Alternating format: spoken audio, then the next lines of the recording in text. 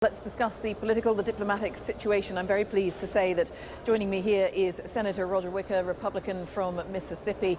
Very good to give us your time tonight, sir. What chances do you think there are of this latest diplomatic effort succeeding? I think it's worth an effort, but I don't want the American people or the people within the sound of our voices to get high expectations. In order for this diplomatic track to work, for one thing, Bashar Assad is going to have to genuinely be willing to give up these chemical weapons, weapons that he denied having as late as 48 hours ago.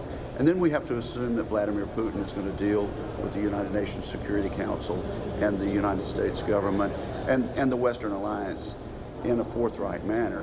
And then in a war zone, we're going to have to assume that it is possible to go in, perhaps call a ceasefire or a timeout, identify the places where the weapons are stored, and turn them over in a reliable and verifiable way. It just seems so unlikely to me. It's worth the timeout.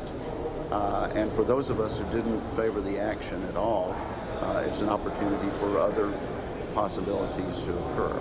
But the chemical weapons delivery by the Assad regime is very, very unlikely to happen. And do you have any sense of timescale? I mean, how long can the administration give, should the administration give, to try to reach some diplomatic breakthrough? Well, at what point do they say, okay, you've had your time, now we have to think of other options?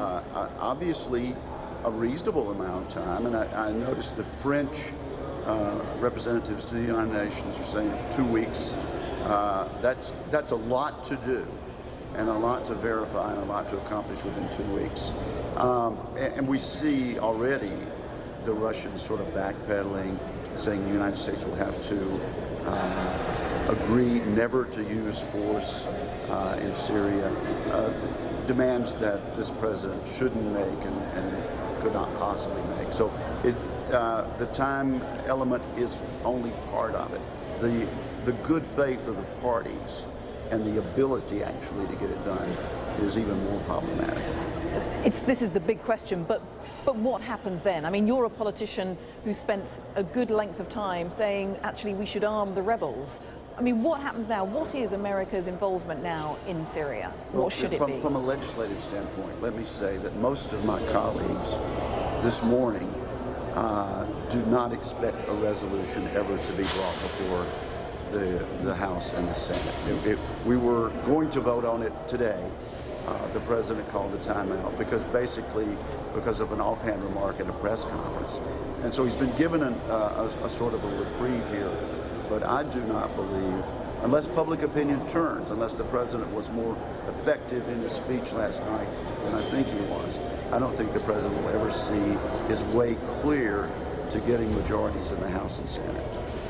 Senator Roger Wicker, very good of you to give us your time. Thanks very much indeed for joining us here on the BBC. Thank you very much, and very interesting that the Senator was also telling me earlier that the vast majority of his constituents who get in touch with him absolutely do not want to see a military strike on Syria, and that is a refrain that we have heard here in Congress.